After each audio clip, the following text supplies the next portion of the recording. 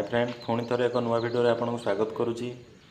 मु आज पहुँची बौद्ध जिलार चारिशम मंदिर में। यह एक बहु पुरातन मंदिर। एठाकार लोकों कहवा अनुसार यही मंदिर पुरीर जगन्नाथ मंदिर और कोणार्कर सूर्य मंदिर ठारू बहु पुरातन अटे। तेबे आसंतु बुली देखिबा मंदिर चतुर्पार्श्व। यह भारतर एक विरल मंदिर, कारण भारतर कौन जगार एका सांगरे शिव और विष्णु पूजा पाऊना। तेबे एठारे शिव और विष्णु एकाठारे पूजा पाउछंती।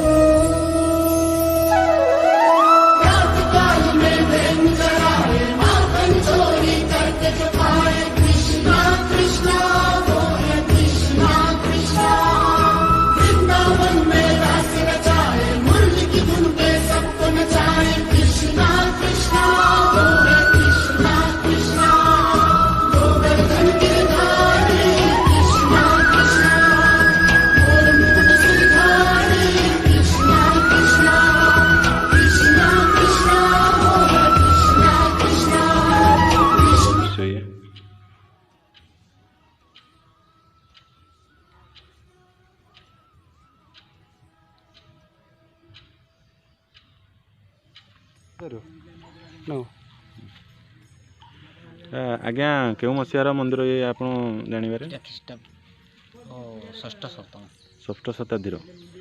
अच्छा ये मंदिर रे आम माने को राजा ये मंदिर को निर्माण करते कहींपारे? राजा गंधमार्दन देव। अच्छा ये मंदिर माने यार विशेषता कौन? ये मंदिर एक्चुअली कौन कोणार्क मंदिर ठारू बहुत पुरातन आम जहाँ शुणा पाऊ सतरे गंधमार्दन गंधाड़ी मंदिर ख्रीष्टाब्द षष्ठ सप्तमी निर्मित होते। ये दुईटा पीठ अच्छा हरि आउ हर। आम भारत में कौन जगह हरिहर गोटे जगह पीठ पूजा पाना आउ हरिंकर शोभा पाँच चक्र ऊपर चक्र देखते ऊपर चक्र हरिंकर और हरंकर ऊपर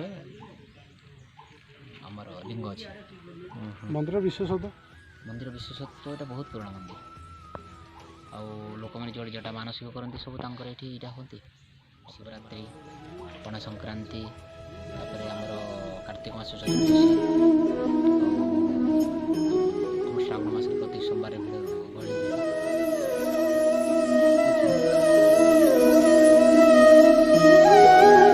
तेबे फ्रेंड मंदिरटी जदि आपको भल लगे तेबे मंदिर को देखा निश्चय आसतु।